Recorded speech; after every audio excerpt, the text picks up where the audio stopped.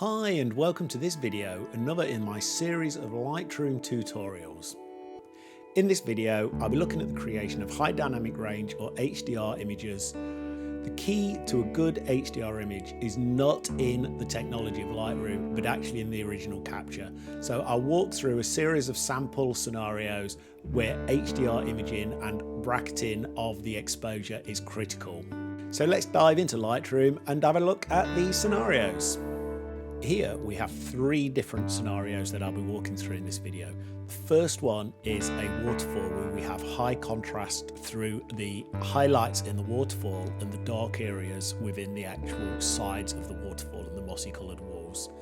The second scenario I will go through is a sunset where we want to capture not just the sunset but also the actual detail in the sea in the foreground as well.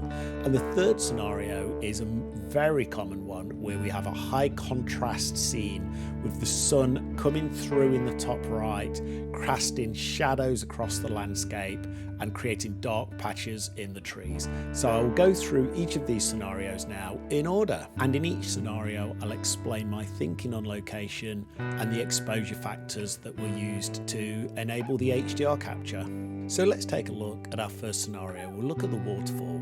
Let's select the two images that we want to work against. We'll bring up the survey view so that we can actually see them side by side, and also bring up the metadata so that I can walk you through that. We can clearly see here that on the left hand side, the image, which was taken at 0.8 of a second, the waterfall and the rock face were actually overexposed, but we've got good detail in the shadow areas, the moss, the streaks of water within that, bit of reflection on the foreground rocks as well. If I click on to this one, we've got this one at half a second. So now we can see that the waterfall itself is better exposed. We've lost detail in the actual rocks, but what we've got is we now have a good exposure of the cliff face at the side. And if we take a quick look at the histograms, you can see here the overexposure is demonstrated on the histogram, and also the bias towards the underexposure in the right-hand one. The key here when on site and on location, because this is obviously a very common scenario when shooting waterfalls, particularly if the sun is out as well, is to take a look at the histogram on the back of the camera. If you don't have a histogram, just try the auto exposure bracketing capability. So let's now take a look at the images again, and we'll do the merge to show the end result. So let's select the two images again, right click, photo merge HDR, and now we are creating the HDR image. You'll see that my default settings here are to use the auto settings and auto align. So I always have those ticked. I'll show the difference there. The deghost amount, I by default set to high. I want that to do as much processing as it can to deghost the images. And I'll show you the result of that as I walk through the scenarios. A couple of things worth going through. I've talked about the auto align and auto settings or the deghost amount. On this one, you'll see that the deghost overlay, when I select that, is now completely red. That means it has reduced a significant amount of ghosting across the two images. If I switch that to none, it'll build a slightly different preview. It'll get rid of the ghosting overlay, but now you can see that there's kind of a little bit of fracturing in the rocks. It's not quite as focused as it was. So there's a little bit of an image issue on that. So what I would recommend, my personal finding, is to always have this set to high so that we can eliminate that effect within the image. You see now that the rocks are a little bit clearer, the moss is now nice and sharp. And so once we're happy with those, finally, let's just do a merge of that image. So that will now add that merge into my Lightroom catalog. And here it is in my Lightroom catalog. If I now go in and select those three images and do the survey mode, you can now see that this is the HDR merge. You can see how it's pulled the detail into the rocks from the images. You can see how it's made a really good job of getting the detail in the waterfall and also the dark areas. So it's really made us a great HDR image right there, which we wouldn't have been able to capture on location without exposure bracketing the image. And in this case, I did an exposure bracket of around about one stop across the two images. So let's now move on to our second scenario, a sunset, which requires different on-location needs. So let's again take a look at our two reference images. I will select those, go into survey mode, and you can see here that what we've got is we've got an okay sunset, but we've got no detail in the foreground water. There's a little bit, but not great. We could do some processing in the develop module of Lightroom. There's a high chance that will add significant amount of noise. And obviously on the right hand side in the overexposed image, we've lost a lot of detail in the sun.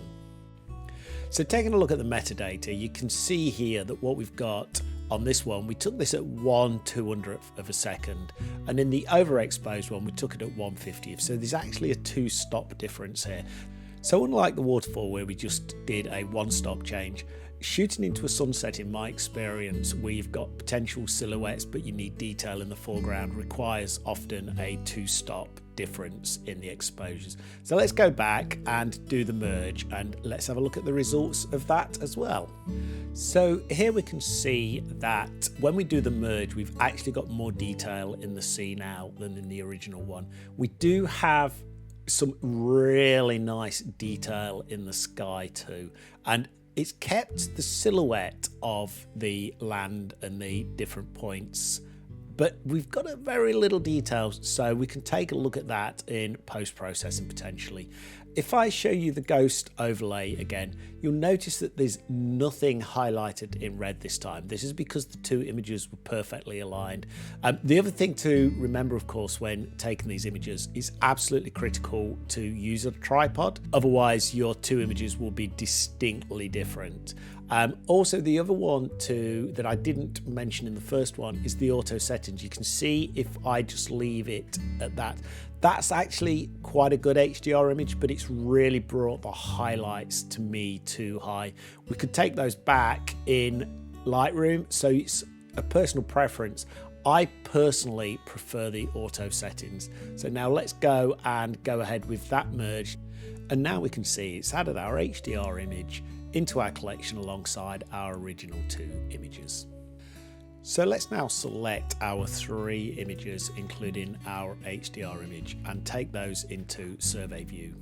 So we can see now that what we have is we have our original exposure, we also have our overexposed image by 2 stops, and we have our HDR image. So if I go into the histogram of the HDR, what we can really see is a really balanced view across the image. So whilst it may not look massively different from our original, what it has done is give us significantly greater detail in the sky area, and it's also given us higher contrast within the sea as well, so that we've got more detail.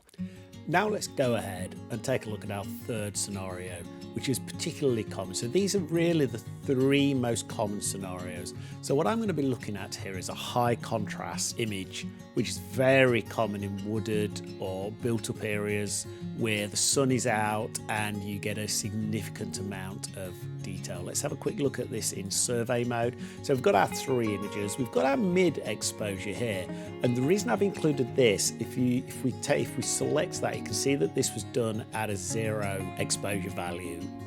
The one on the left was done at -1 1/3 underexposure and overexposure by 1 1/3 stops.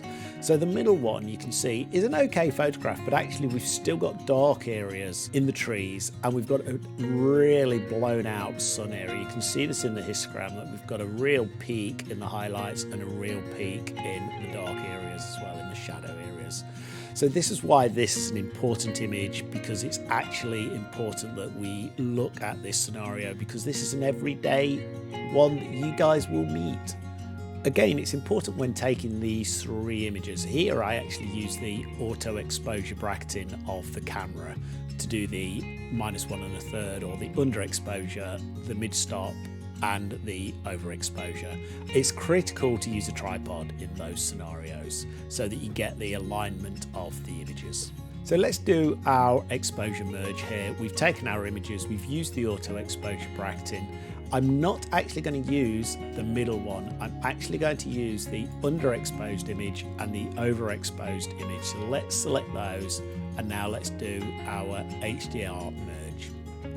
Now here's our merged image. You'll notice immediately there's still a little bit of blowout, but far less significant. So let's go through the settings on this. If I switch off the auto settings, you can see that we have a massively blown out image again. So let's switch that back on. Let's also show you the ghost or the de-ghost overlay. You can see that really the only ghosting is in the water.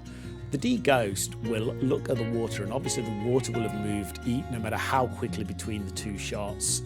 So therefore it's taken an attempt at making sure that that area of the image is actually sharp for us. Okay, so let's go ahead and do that merge, and then we can compare it with the actual original. So we now have our HDR image within our collection again. So I'm going to do a comparison of the HDR image to the mid-exposure photograph that we took with the camera. So let's bring those up into survey mode to do a comparison. So here you can see on the left we have the high dynamic range, and on the right we have the one taken with the camera. So what we can see immediately, so we still have the slightly blown out area, but it is recoverable. You can see that it's not pushed completely off the right hand side. You can also see that within the tree we have more detail. The grass has greater contrast and the path has detail, and the stream also has greater contrast within it. So all in all, we have a much clearer and definable photograph than if we just took it at a zero exposure where much more of the image is blown out. And here we have our three final images, all HDR created directly from Lightroom with no further development or editing. I hope that you found this video useful and you can utilize this on location and in Lightroom. If so, please like, subscribe. Your support for the channel is very much appreciated, and I look forward to seeing you on some of my other videos.